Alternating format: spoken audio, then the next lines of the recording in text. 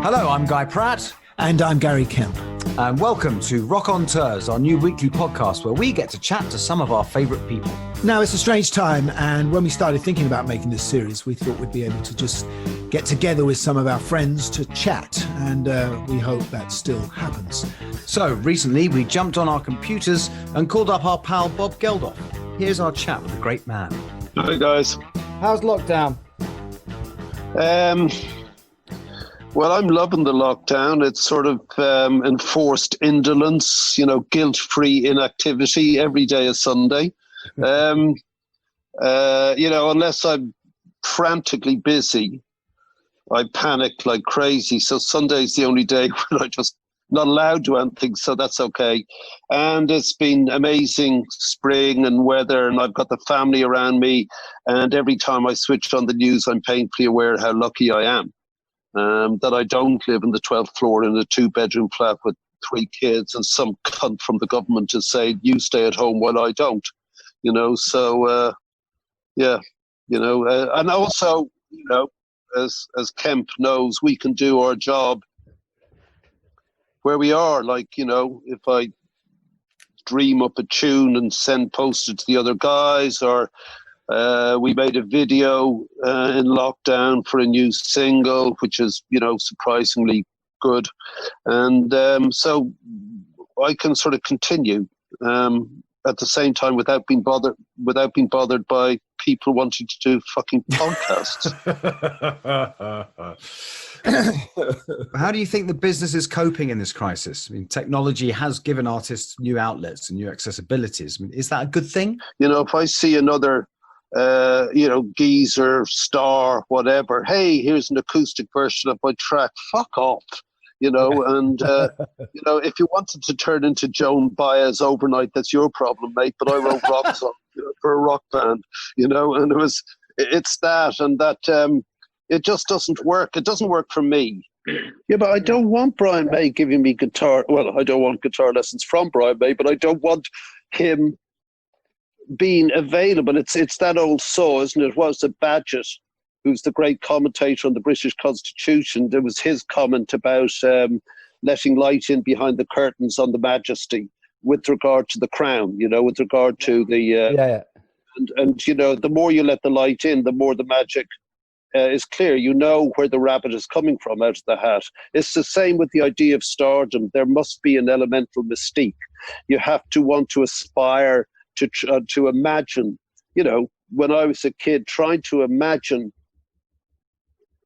when I saw the Beatles as a kid, actually seeing them there, like, these are 4 people, was an extraordinary thing. And of course, it was only 20 minutes and then they were gone. Or trying to imagine what Mick and Keith were doing that moment when you were in school, doing your geography, and they were actually alive doing something, that was it. But it's changed, and it's a function of the new tech. Rock and roll has always been a function of technology. It's always been a bolt-on to whatever the new technology is.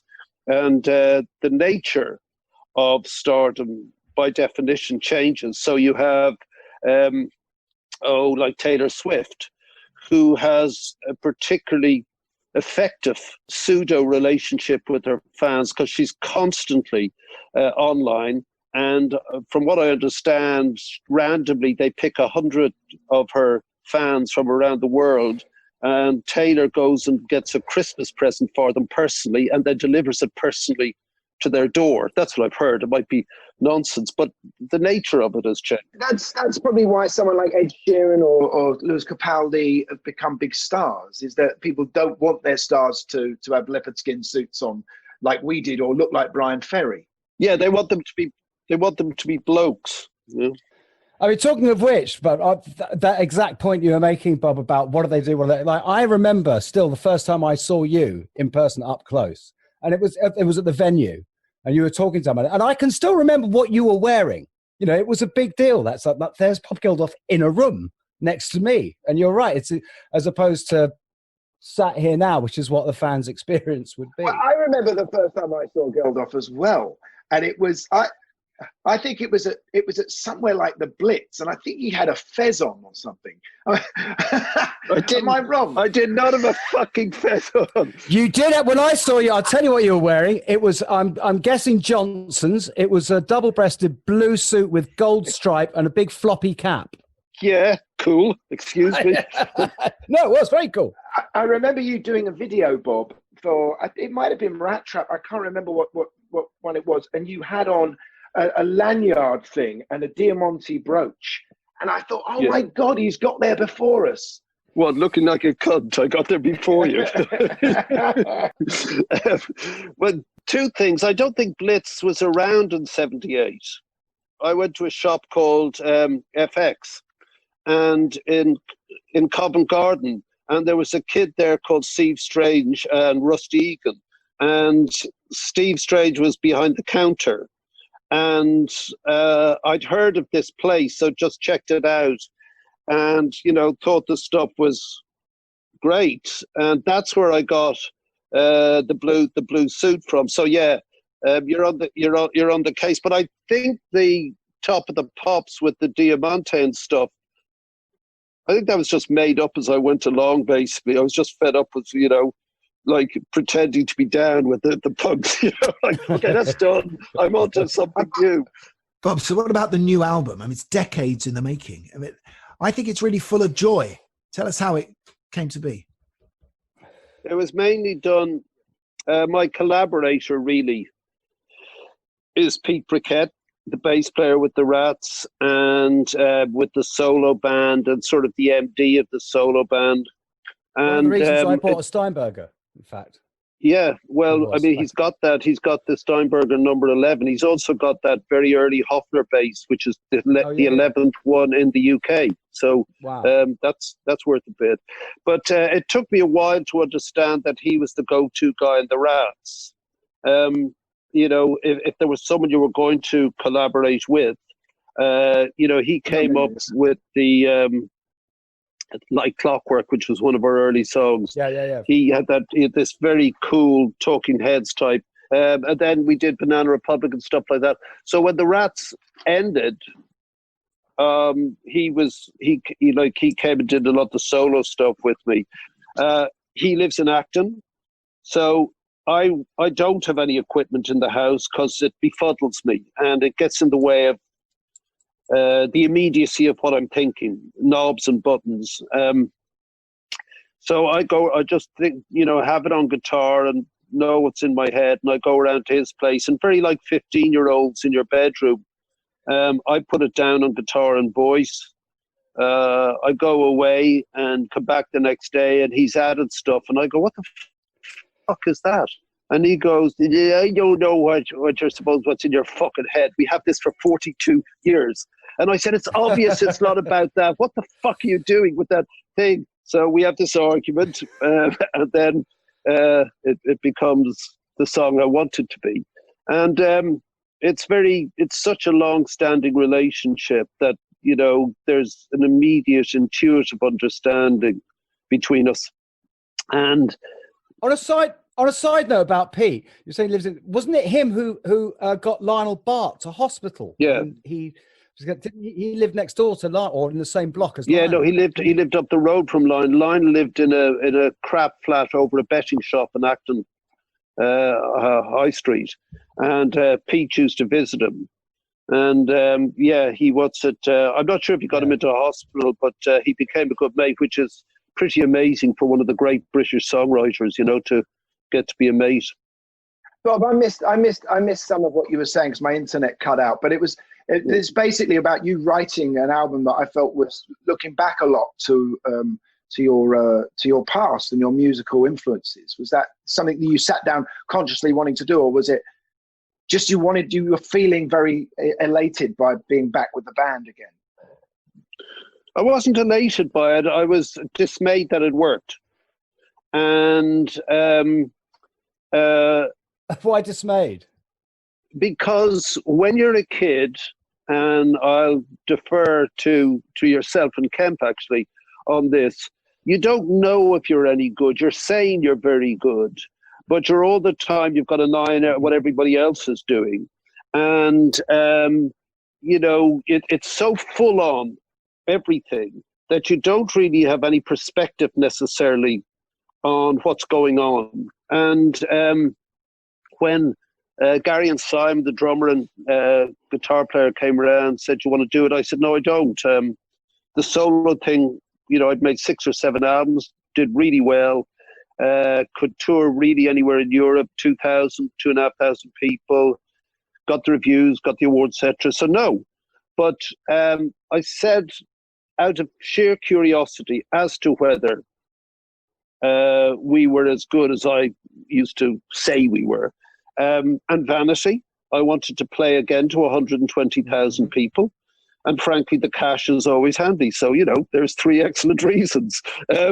Wasn't it still difficult, though? Because when you're used to calling the shots completely when you're doing a solo record and, everyone defers to you, suddenly you've got this sense that you've got to listen to what someone else says. Yeah, that's a good point. But how much of it is a faux democracy in the first place? And it's sort of that grates on you after a while because everybody knows that it's going to be the way the songwriter dude wants it to be. And given he's the songwriter, he's going to be doing the fucking interviews. And if another guy is doing it, it drives the songwriter nuts because he's misinterpreted the song, etc., etc. So when we got back together, we were down in this place I am now, and I said, if it's nostalgia, seriously, properly, I'm out. Really, if those songs sound nostalgic to me, dated, nostalgic, I'm out. But that group of individuals started playing, and genuinely, I thought, this is fucking great, that racket. Now, either of you guys could jump into the Rats tomorrow, and it would still be the Rats, but it would be different because you were in it. Mm-hmm. But whatever a unique group of individuals make a noise, that's it. And it felt to me like, this is right. I didn't know it, but I wanted to hear that specific noise again. And I've sort of said of late, over the past 3 weeks of doing interviews, that the band really only makes sense now, it occurs to me, at periods of chaos and confusion. That we cease to have a context or a relevance when things even out. So 75, 76, Britain has 27% inflation. That's it. The economy's over. It's done. Mm-hmm. There literally is no future, as the great Johnny said. New York is bankrupt. The police don't police. No fireman will answer your call. You can't drive in the streets. I was there. You couldn't drive. They've just invented mugging. Yeah. So Gerald Ford, the president, literally on television said New York City dropped dead. So of course you're going to get the Pistols and the Clash. Of course you're going to get the Ramones and Talking Heads. In Ireland it was different, but the same thing. It offered nothing to a bunch of kids. So we start off. You had more to fight against, actually, funnily enough, because, it's all very well people talking about, being a punk in the King's Road. And yes, there was high unemployment and all of that, but you had far more things to fight against in Ireland. And they had far more things to fight you about because you were forcing change amongst a certain generation. That's one thing that really came out of the film, Bob, which is that as having known you as an English, I was a fan, but the whole Irish angle, which we didn't really know about. Through punk, the only Irish angle we knew was Northern Ireland. Yeah, and a thesis of mine is that punk is largely Irish anyway. Forget the Rats. Johnny Rotten was specifically Irish. I mean, like, if you wanted a personality type, I don't know if any of you were around in his family house at the time, but when we say poverty, I mean, I'm serious. This is like Dickensian, but a tight family. And George Murphy, of course, Boy George, Elvis Costello is Declan McManus, Morrissey, Liam and Noel. You just get this very pissed off, antsy thing, but very clever. Noel and Liam can turn a phrase. Boy George had a deafness turn of phrase. Morrissey has a turn of phrase. Elvis Costello, a turn of phrase. Johnny Rotten, pithy to a spear point, So a lot of this thing is interesting. Part of the thing, my pet theory, is that punk was two generations of firstborn migrants. So you had the Jamaican kids finally coming into the economy, and you had the firstborn of the 50s generation of the Irish coming into the economy, and they were offered nothing by the state. So they kick off. And we, again, were outside of all that loop. And we emerged in a country that was really mired in an aspect of the 19th century. You know, there was nothing that you could compare to the UK. And of course, the English didn't give a fuck about Ireland, or should they particularly, but they had either a romantic idea of it, or they had a view that it was sort of England anyway. And then they saw the violence in the north and didn't quite get it. It was some, you know, family feud. And there was this great claustrophobia of silence, this great national suffocation. And, you know, the weird thing about the film for me, which I hadn't understood until I saw the film, was that none of us had a family. And that's really weird. And I didn't know that Jerry, the guitar player, really, I didn't know this, had a brutally dysfunctional family. And I mean brutal. And, you know, he was just this quiet, soft guy, used to hang around, you know, the the parties, and he'd play Big Bill Broonzy on guitar and bore everybody with a lecture about Mississippi John Hurt. But I listened because I thought he was quite good. And it's only from seeing the guys on the film, and then they're all in boarding school. Jerry's got zero family. My mum dies at 7. My dad is selling towels around the countryside of rural Ireland in the 50s. I don't think they even knew what a fucking towel was. And it was the only job he could get. So, you know, he's away on Monday, back on Friday. My relationship with him is non-existent, becoming violent in our teens. And of necessity, we bind together, not so much group together, but bind together, kind of not with desperation or fever, but just some necessity. And then you enter into the state.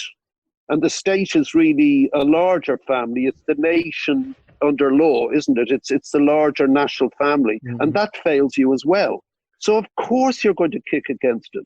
And the minute I got on telly, I thought it would be the first and last time I'd be on telly. It's just, you can't underestimate the importance of the TV show we were on. It was the national conversation.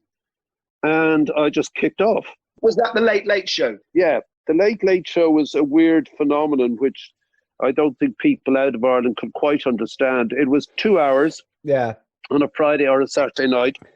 And literally people stayed in and then went to the pub afterwards. It wasn't late at all. I described Ireland at one point like a deep diving whale. You were aware that these great titans existed somewhere, but you only saw them when they breached for 2 hours on a Friday night. And Ireland was that deep diving whale. There was another Ireland. It was mature and sophisticated and wanted to be part of the late 20th century, but was disallowed by the institutions of a wholly corrupt government, tacit at least, if not materially complicit in the murder in the north, a wholly corrupt state church, busily abusing the children of its parishioners, and a silent business class who were reaping the whirlwind of all this mess. And we shut up about it. And I don't know why. All of us knew. Like Pete Briquette says in the film, he comes from Ballyjamesduff.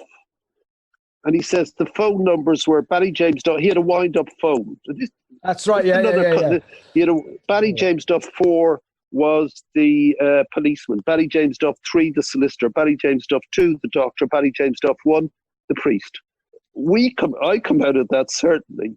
There's a bit that we clipped where Bono just says, I was sitting at home with Gavin Friday.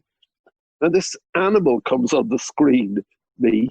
And they're just going, yes, and looking at each other. Did you ever have a sense of guilt, the fact that you guys came to London? No, I mean, as they all make clear, and again, separately and nothing to do with me. I mean, Gary's very great comment, he said, all I wanted to do was play my guitar and drive my motorbike, both loud and fast. Yeah, that was great. And get the fuck out of Ireland. Everyone ends their thing. What was your, the question was, what was the ambition? And everyone said, get the fuck out. When I was 11, Gary, if you know Dublin Bay, Bono lives on one end of it, and that's where we come from, Dún Laoghaire. At the other end is Howth. And the bay is flat, except Howth rises like this humpbacked whale I talked about. And when I was 11, especially on foggy days, I'd go to the sea wall outside our school during the lunch break, and I'd just sit there, and Howth would rise over the flat fog. The rest of Dublin was obscure, and I'd sit there and purposefully imagine that this was London, well, England, and imagine I was there, because that's where the Rolling Stones were, that's where Pete Townsend was, that's where the world was happening.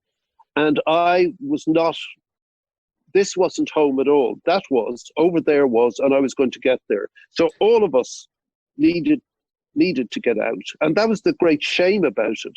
So when we got out, we couldn't go further in Ireland. You had to, unlike the U2s who could stay, there was no industry. So we helped maybe to establish that.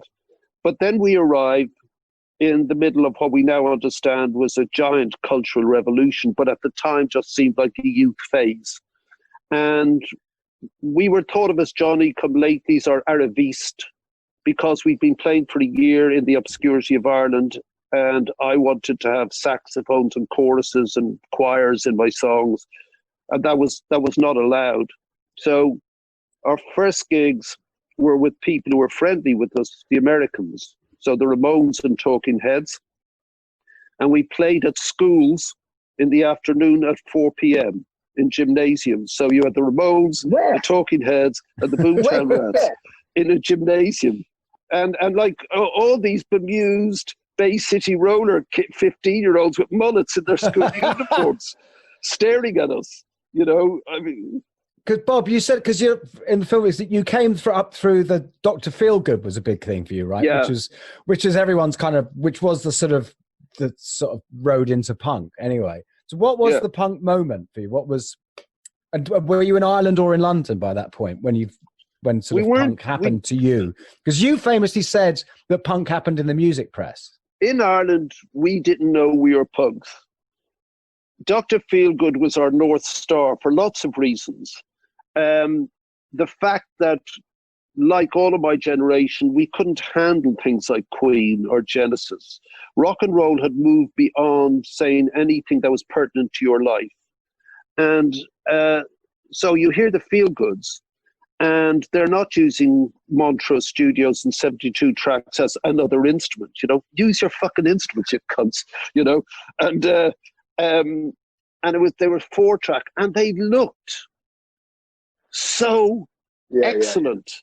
You couldn't even define why it was excellent. Like, they're normal clothes, but they're fucked up. What's going on, And their hair was not a hairstyle. And the music was so aggressive. Well, I think, with you, as far as punk is concerned, for me, I never thought of you as punk, but I thought you ticked some punk boxes, which was, there was an anger, and there was obviously a sense of energy and speed in the music. But it seemed to me that your lyrics were not "I don't wanna," but they were much more storytelling about he doesn't want to. It was about other people. And looking out for number one, exactly that. Well, no, but I mean, a lot of them was, about telling great stories, and in the kind of way that if Springsteen was punk, then you were a sort of Irish version of that. There was two things, again, from the Feelgoods and Van Morrison. So if you combine those, that's where I was going. Once I heard the Feelgoods, they were writing about Canvey Island. What the fuck? I had to look it up in an atlas. And they were writing about people around them. But so was Van, and he was always a touchstone. And it was that street storytelling, Madame George, all that stuff. But he also did Gloria. And I saw them when they were in the local dance ballroom. I went to the Stella Ballroom on a Saturday night. Them played a couple of gigs with Van. And they were doing things like Gloria, And so I thought I didn't consciously think about when I wrote Looking After Number One. Literally, I was on the dole queue. And again, go back to what was happening in England. So the first thing you hear of Johnny Rotten is, I am the Antichrist. One of the first things you hear from Joe Strummer is, White Riot, I want a riot of my own. The first line that most people heard of mine was, the world owes me a living. So this was a rejection of the post-war world, the consensuality of the post-war. And it had come to an end when the unions walked in and out of the hopeless Callaghan government and demanded this, that and the other. In Ireland, it wasn't quite that. It was just an utter hopelessness of any sort of future, continuing on an economy based on some social realist version of a super farmer or some bollocks like that. And I started writing when I was in the abattoir, and I was making notes, and I had no idea I'd been in a band. I had no ambitions to be in a band. Wasn't writing songs, just writing stuff. And here was an obvious metaphor. This wasn't just an abattoir of animals. This was a slaughterhouse of human dreams. And I started writing about this guy, Paul, who I called Billy because it scanned better, and his girlfriend. And I was on this narrative trail, and it sounded to me in my head, not like a song, but like a Van Morrison story. And so all that gets incorporated. The speed and the rage comes out of Feel Goods, Gloria, all that. And I was mixing those up. That was the first record, talking about the people I knew. We come to the UK, it was attitude only. You pick up a guitar and you make any sort of racket, because that's enough. Just that sheer expression, like an art piece, that'll do it. And given that it was all about a rejection of consensualism, and what about me? You know, where's my future? The revolution was being called for by almost all of the original bands of that period. Not the Americans, but for the British and, in my part, the Irish. Don't forget, the Undertones came 3 years later, 2 years later. The U2s came 6 years later. Stiff Little Fingers 3 or 4 years later. So what they were talking about was the revolution of the self, a sort of nihilism into which would grow something. And it came, but the great shock was that no one expected it to come from the right. No one expected it to be a woman. No one expected her to have a handbag that swiped at the squirearchy, her own party, the opposition, the trade unions, the monarchy, or any institution. In many ways, you can argue that Margaret Thatcher was simply Johnny Rotten in drag, you know?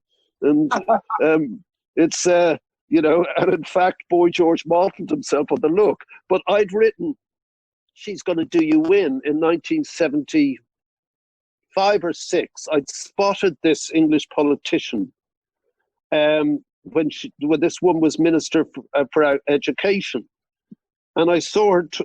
And I saw her on TV, and like, I that's when I watch out for your baby. Watch out for her now. She ain't no lady. She's a stupid cow. She's gonna do you in, and like so. But you know, nobody knew that then. But that's what was going on. Do you think that punk and what you guys did it change anything? Yes, it did. In the end, did it make a cultural change that grew into a government? Yes, it did. I mean, if you just take English music, cannot exist unto itself. It's generally at the vanguard of art, not painting, not movies, not TV. It's music in the UK is the vanguard. And it's street music, like street fashion, which becomes haute couture. That's what happens with English music. It always comes out of the street. And I think that's because up to now, the social tectonic plates grind against each other.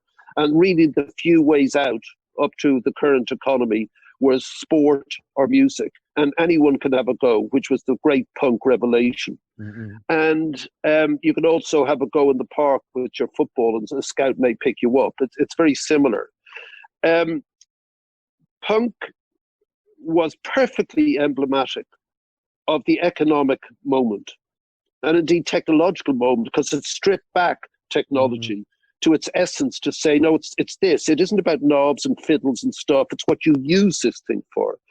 And if you take Jamie Reed's brilliant iconography, Britain itself was running very fast into an economic brick wall. The country was barely holding itself together. I mean, barely. Mm-hmm. There was great dissension from the unions through to the institutions, through to the government. And it was held together by sticky plaster, by safety pins, by just about holding together.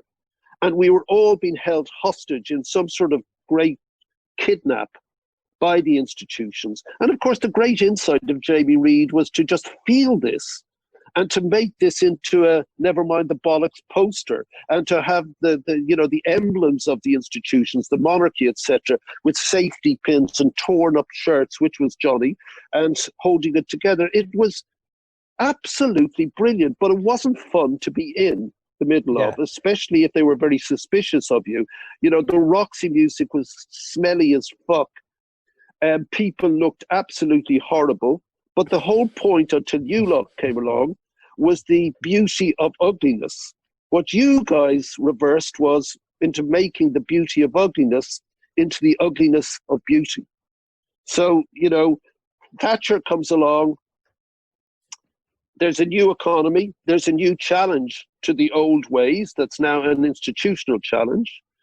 And suddenly you get the cult of the individual. There is no such thing as society. Geldof saying the world owes me a living. Johnny Rotten saying I'm the Antichrist. Joe Strummer saying I want to ride of my own. That's true. We're going to do that. Here comes the Thatcher Reagan thing. And a bunch of kids grow up and are emblematic of that. I'm going to make a theatre of myself. I'm going to fucking dress up. I'm going to walk around. I'm going to, you're going to notice me, dude. And I'm going to sing about my aspirations. I think what you gave to British people with Live Aid, or to people globally with Live Aid, was a sense that they could have power above and beyond ticking a box every 4 years. I don't think that's right. The taxi drivers always remind me of, oh, fucking, when you tore up that John Travolta fucking thing, mate, yeah, and then they say, yeah, good man, Bob. No, mate, I'm not charging you for this. You told Thatcher to go and fuck herself. I didn't, but, or you said, give us your fucking money. I didn't, but no, I disagree with you, Gaz. What's weird is that there was a whole new idea of how in a society and economy would function. And you had the loads of money thing, you had the big deregulation of the city, etc., etc. So you had the loads of money thing. Thatcher is misquoted. She did say there's no such thing as society, but what there are groups of individuals who cohere out of self-interest, in effect. Into this fairly atavistic attitude, a spaceship lands, and it's called Live Aid. Now, that wasn't a great insight on my part. I just thought that people in a world, if you remember, we had the talk during the Band-Aid session where the CAP, the Common Agricultural Policy, we paid tax to grow surplus food, we paid further tax to store that food, and most disgracefully, we paid more tax to destroy that surplus food, while 8 miles south of Europe, 30 million people were going to die of no food. That's nonsense. So there was this logic, this is bollocks. That builds up to a head of steam through the Christmas record, which none of us understood or thought would happen. You were on it. You're very excited on the day. If you look at the film of yourself, you're totally in it, and you're predicting that this is going to go nuts. I wasn't. But come the gig, it was almost like there was a sense of liberation I get from looking at the film. I was on my own thing during the day. Fuck, this isn't working. Who's on next? Get this going, But when I walked out on stage as a pop singer, again, having been on this manic focused thing for 6 months, what you were on about hit me. The possibility and the romance of it really took me aback. So I was pulled up sharp. And it charged the day for me. It got me out of my logistical continuum that I've been on. So about 3 days before, I'd sat with Bowie in Harvey Goldsmith's office, and David, what people forget about Bowie is that he was such a kind man. He genuinely was a kind bloke. This great, austere, distant star sort of thing, this great artist of our time, was just a lovely man. And from the get-go with Band Aid, he said, I can't get to the recording, but I'll give you something. He said, but I'll help in any other way. I said, will you launch the film, which Michael Gray gave us 5 minutes before Top of the Pops? He said, yeah. And he wore this shit T-shirt. I mean, really crap. I mean, this is the great avatar of what's cool, and suddenly shit T-shirts for poor people, that's okay, because David says so. And he never stopped saying, can I help you with more stuff? Can I help you with more? So there was no question of Bowie not doing this. No question, he was just right there.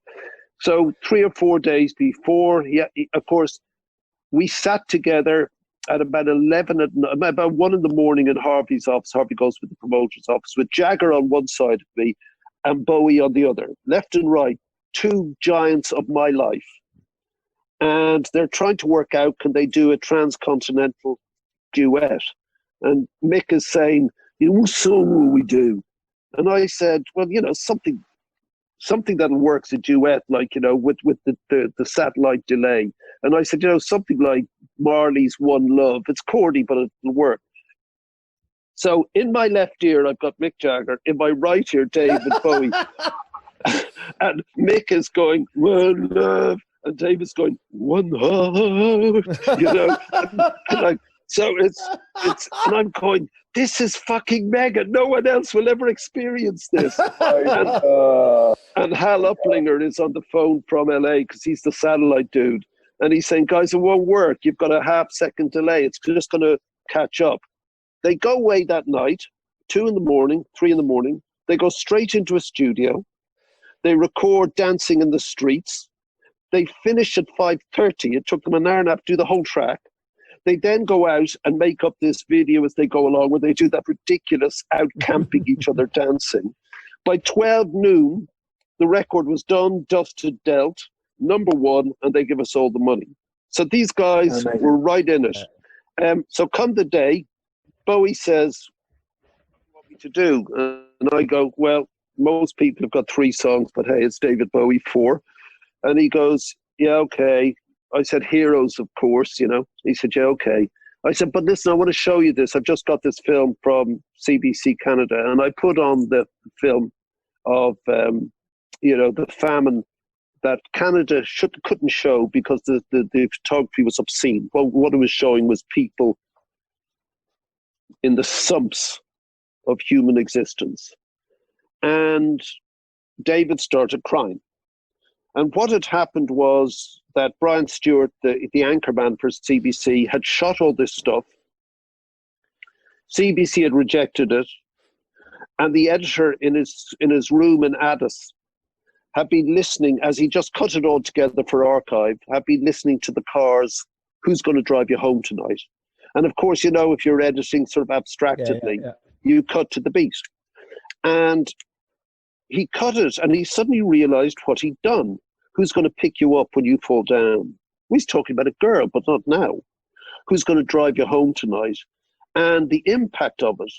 So I played this to Bowie, and he just collapsed.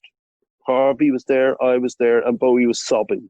And he said, are you showing this? I said, we can't.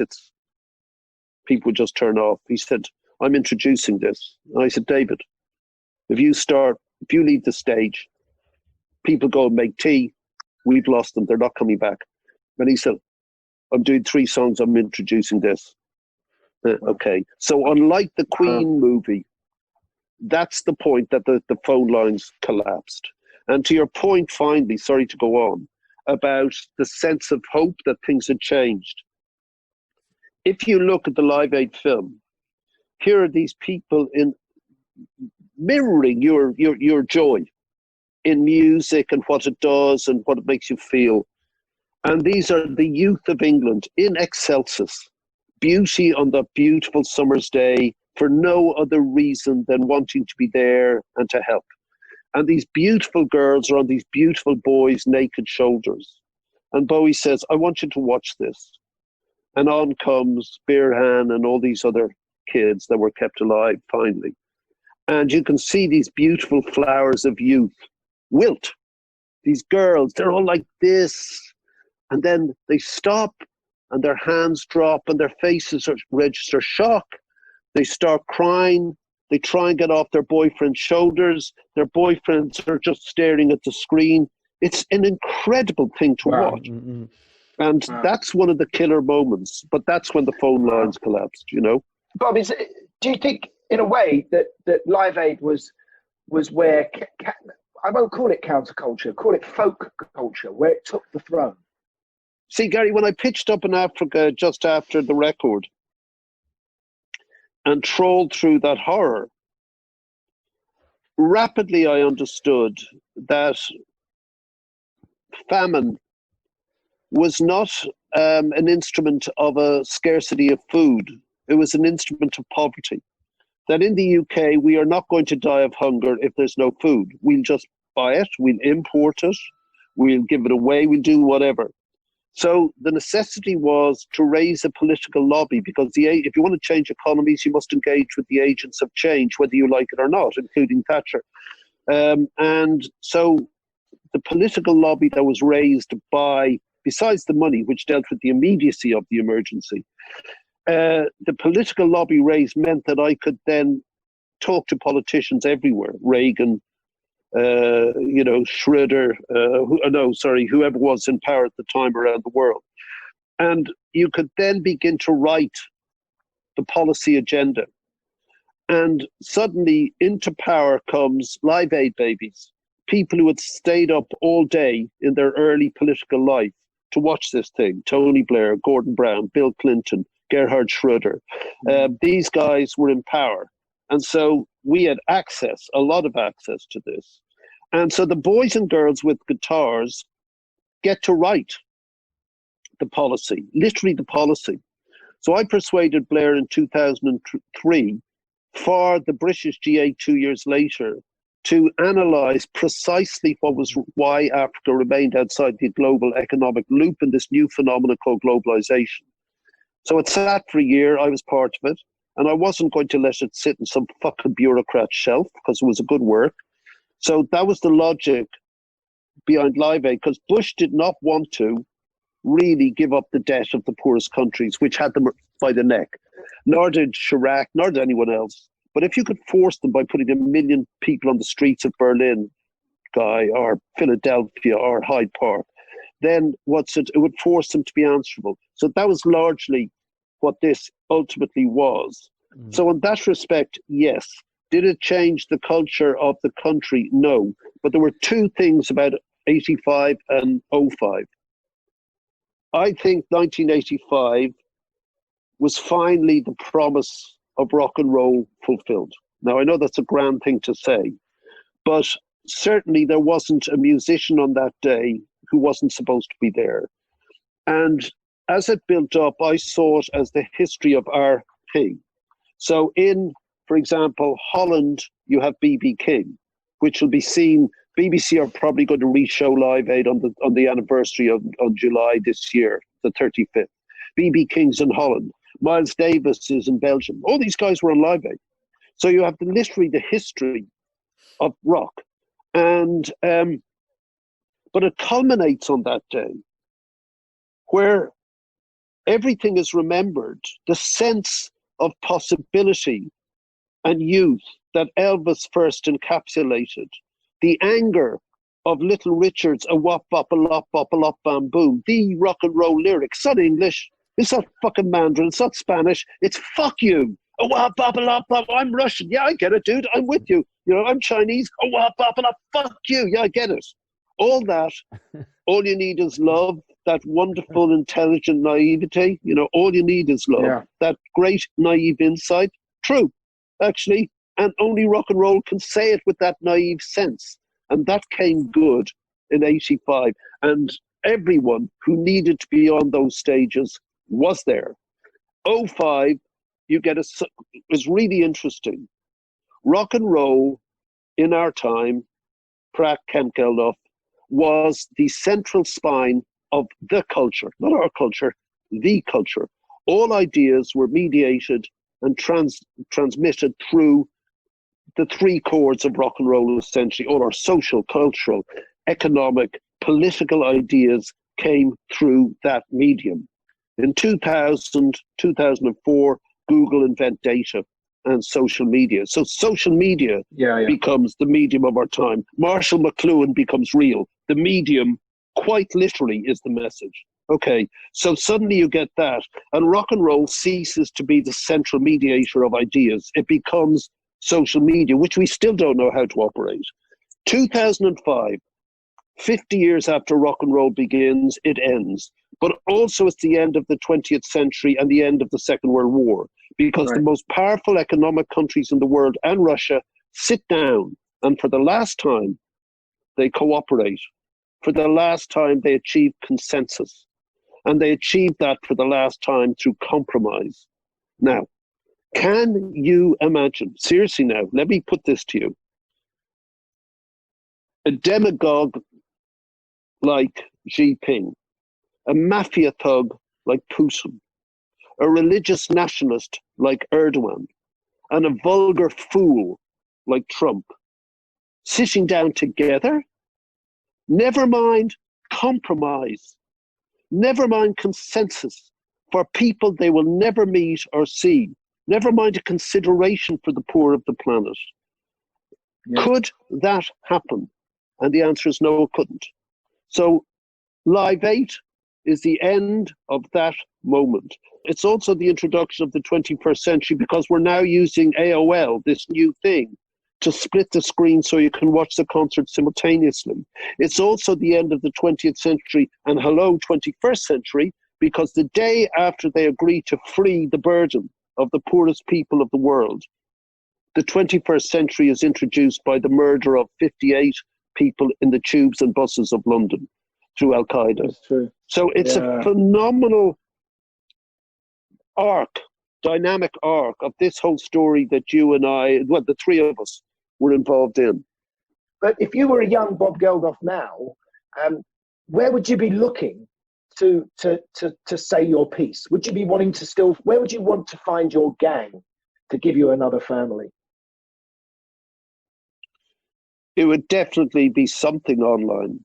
But when you look at sort of where people, as we started off this conversation, where they've tried to lasso the rest of the world in some sort of well-meaning get-together, it's essentially a failure, because artistically it doesn't work at all. Visually it doesn't work. It doesn't signify an other, which is what I suppose, it sounds like I'm bigging myself up, I'm not, which is what I suppose Live Aid did signify.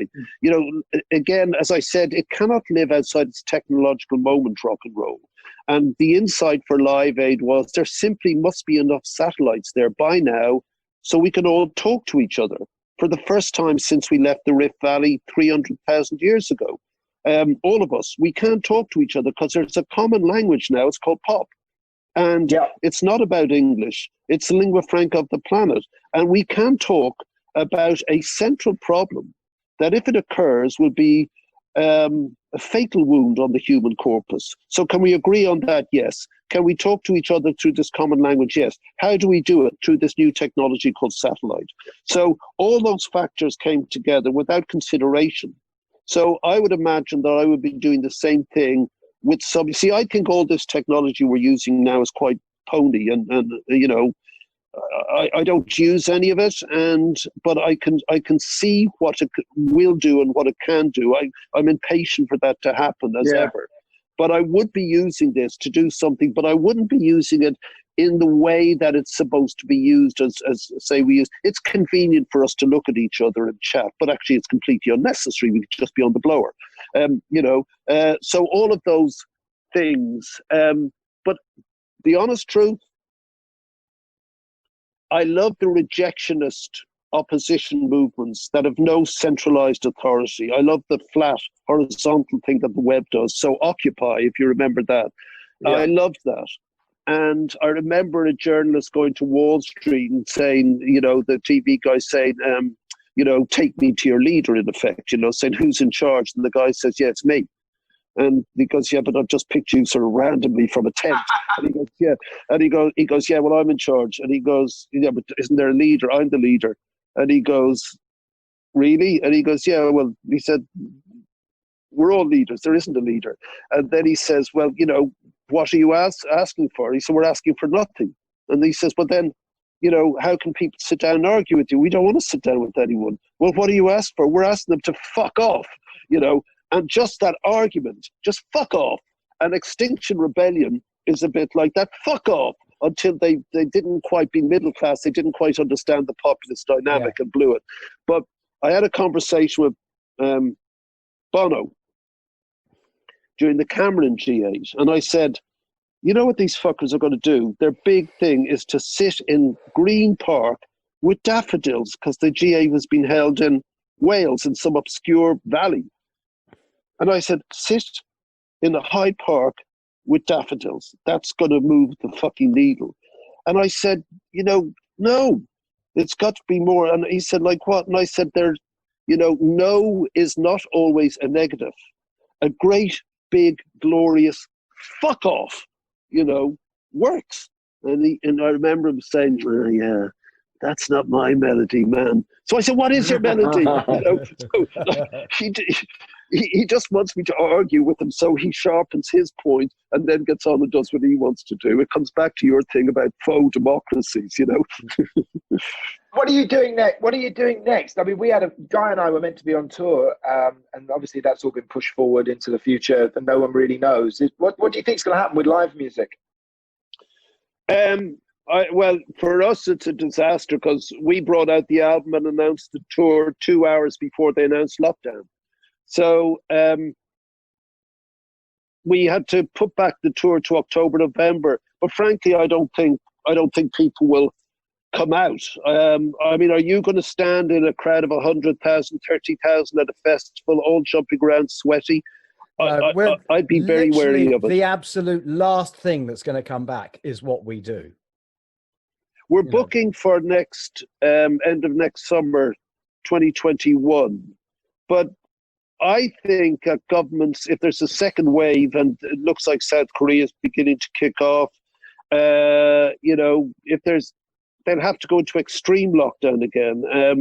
The fact that Britain has got the worst death rate in the world, number one, well done, you cunts. You know, I mean, has just shown how incapable these ideological wankers are, are a government. You know, it is a disgrace. And the systemic failures, the managerial failures, you know, they should leave now. And, you know, if we're not very careful, because the economy is so tanked, we are in a depression. There will be 2 million unemployed. So, you know, in terms of people will want to go out, but there'll be different ways of doing it. We're doing the theatres.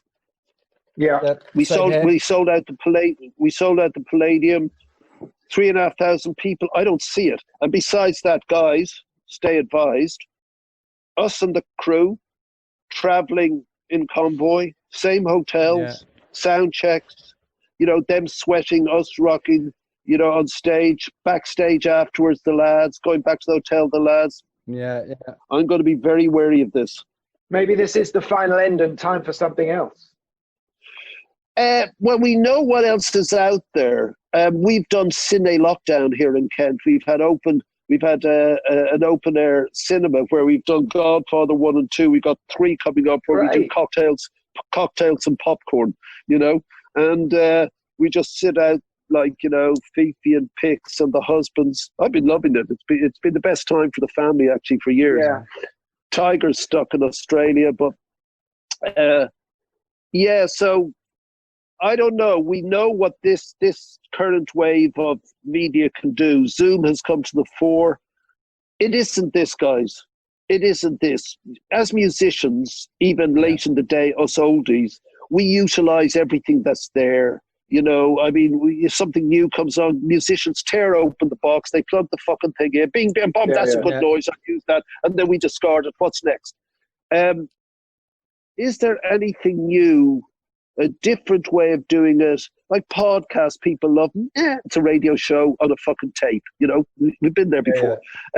It's, you know, the new things of entertainment. Of course, Netflix have completely altered the way drama is written, which is fabulous. Yeah, absolutely. It's just been for the better. Yeah. So your novelization of TV, where character is really drawn, almost Dickensian, that's brilliant. The sort of you can name any of the great novelists, and that's what's going on the best drama on TV. Shooting stuff's pretty hard at the moment. Shooting anything's pretty hard at the moment, but I'm sure artists find a way. You know, there's a young generation out there of creative people that will find a way to do. But I don't believe that hip hop is. You know, don't forget on Live Aid we had run DMC. You know, that was 40 years ago, and it's a fabulous thing. I mean, Kanye is just unbelievable, I think. You know, just his productions are just insanely excellent. But, and what I was really interested with hip-hop is as they became billionaires, they still talked about that brilliantly. But has it got meaning over and above simply being music? You know, really, Public Enemy, NWA, Eminem, is there anything new to say? Does it raise the hackles after that? Not really. It's just great. The new thing, of course, is crossover. Not new. It's been 10 years. Crossover country. Yeah, great. But it's pop, just pop. That's fine. But at some point in my life, in fact, at age 10, a golden thread was dropped down to this lost boy out of the purple rock and roll ether. And it was called Radio Luxembourg. Mm-hmm. And I clung onto that golden rope. And I've never let go of it. And as I get older, my grip doesn't lessen. It grows fiercer and fiercer. And without question, had that one small station from the improbable microstate of Luxembourg not played Mick and Keith and John and Paul and Bob and Pete, had they not told me that, had they not instructed me to go primal and to find Muddy Waters and Lightning Hopkins and Howling Wolf, I'm 10, Howling Wolf, Muddy Waters, you know, are these forces of nature or human beings? Both. And they thrummed that spinal cord, and it's still thrumming. Well, that was our chat with the wonderful Bob Geldof. Thank you to Bob for his time, and thank you for listening. And we'll be back next week with one of the country's greatest songwriters. Live from his garden shed, the lovely Chris Difford. If you want to send us a question, you can email guyandgary@thepodcastworks.com. And make sure you hit subscribe to our podcast and leave a nice review. See you next week. See you next week.